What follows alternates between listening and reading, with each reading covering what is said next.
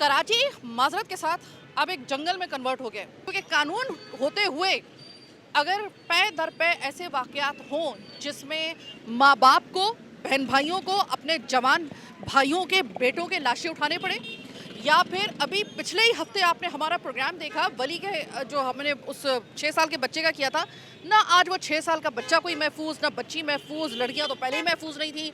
अब नौजवान इस तरीके से इस शहर के अंदर उनको मारा जा रहा है। इस वक्त नौजवान जो है वो सरापा एहतजाज हैं, स्टॉप इनोसेंट किलिंग्स। सही है भाई। ये इस वक्त आपके हाथ में जो एक पिक्चर है ना, जिस बेचारे 25 साल के लड़के को, जिसका नाम मीर अली रज़ा था, एक ऐसा लड़का है क्योंकि जो कि आईबीए से तालीम याफ्ता, यानी कि आईबीए में तालीम हासिल करना कोई मामूली बात नहीं होती, यानी कि वो एक अच्छा खासा एक मुआशरे का एक कारामद शख्स था।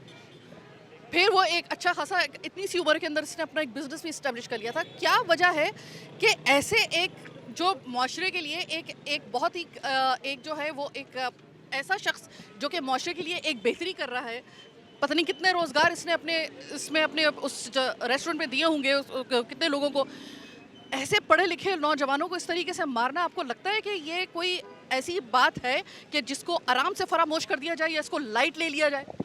एक बिज़नेस होता है कि आप इन्वेस्टमेंट करें और खड़ा कर दें 30-40 लाख रुपए लगा के, कोई भी कर सकता है, वो हर एक आम शख्स करता है।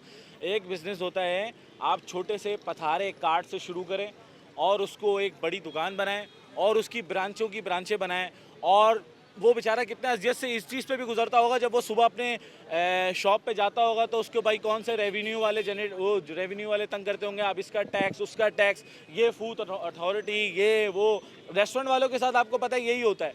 और उसके बाद वो 21 साल का नौजवान 5 साल तक अपने कारोबार को एक एम्पायर खड़ा कर देता है, ब्रांड बन जाता है। इंस्टाग्राम पे बड़े शोबिज़ इंडस्ट्री के लोग जो उसके जो है फूड कार्ट एक्सपो लगते थे, उसके वेफिलिक्स के एक्सपो लगते थे बड़े बड़े इदारों में, बड़ी बड़ी एक्सपो सेंटर पे, और कोई शोबिस इंडस्ट्री का किसी भी शख्स का अभी तक कोई आवाज़ जो है यहीं पर ही जो है बादराबाद में बड़े बड़े यूट्यूबर रहते हैं, कोई यहाँ पर आवाज़ उठाने को तैयार नहीं है।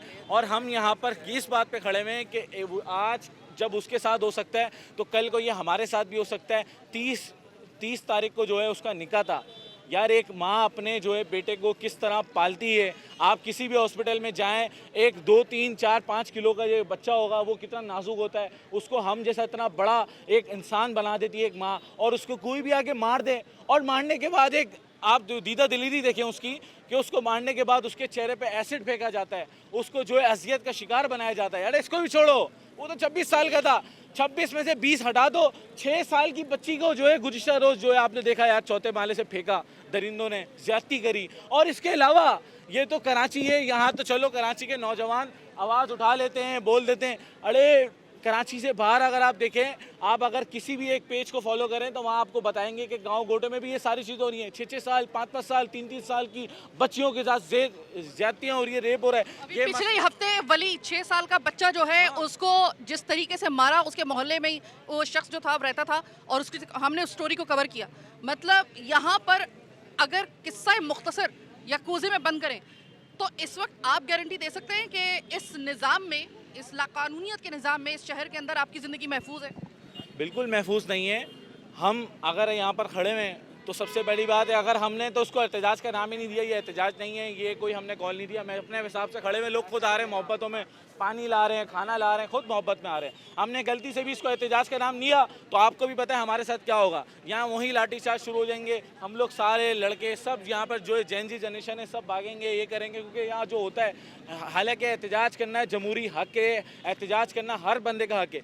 बताने का मकसद ये है कि आज हम उस जो है नौबत में खड़े हो गए हैं कि हमारी जानें महफूज नहीं है। कल को हम यहाँ से गाड़ी स्टार्ट करके जाते हैं, हमें सबको छोड़े। इसी बहादुराबाद शहर में, इसी बहादुराबाद में टीपू सुल्तान रोड पे 12 दिन पहले, किसी को भी नहीं पता होगा, मैं गारंटी के साथ कहता हूँ, 12 दिन पहले मोमबत्ती चौक पे एक सिक्योरिटी गार्ड 30,000 रुपये सैलरी लेने वाला बंदा, उसको जो है डकैती मुजाहिमत में मार दिया।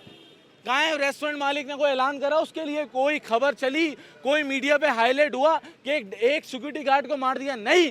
क्यों? क्योंकि वो एक सिक्योरिटी गार्ड था भाई, वो 30,000 लेता था, उसको तो तुम लोग खाना भी नहीं देते थे, खाना भी वही चौकों पे लंगरों पे खाता था। क्यों? क्योंकि उसको 10-12 हज़ार यहाँ खर्चा करके 20-22 हज़ार अपने गांव में भेजने थे, अपने घर पे भेजने थे। वो सिक्योरिटी गार्ड की जिंदगी नहीं है। तो हम सिर्फ अगर मीर रजा के साथ नहीं खड़े हुए, हम हर उस शख्स के साथ खड़े हुए जिसके साथ ये ज्यादतियाँ हो रही हैं और होती होंगी। और आप सबको छोड़े, कल जब हम यहाँ प्रोटेस्ट कर रहे थे, कल जब हम यहाँ पर खड़े हुए थे, तो कल ही डंपर के नीचे जो है एक शख्स आ गया राशिद बिनाज रोड पे। और कल मैं 100% कह रहा हूँ, आने वाले 3 दिनों में फिर कोई सानिया की आप खबर सुनेंगे, फिर आप जो है घर पे बोल बच्चन करते रहेंगे हमारी तरह। हम भी बोल बच्चन ही कर रहे हैं, इसको बोल बच्चन ही कहते हैं भाई, लेकिन हम कुछ तो कर रहे हैं, आप तो वो भी नहीं कर रहे।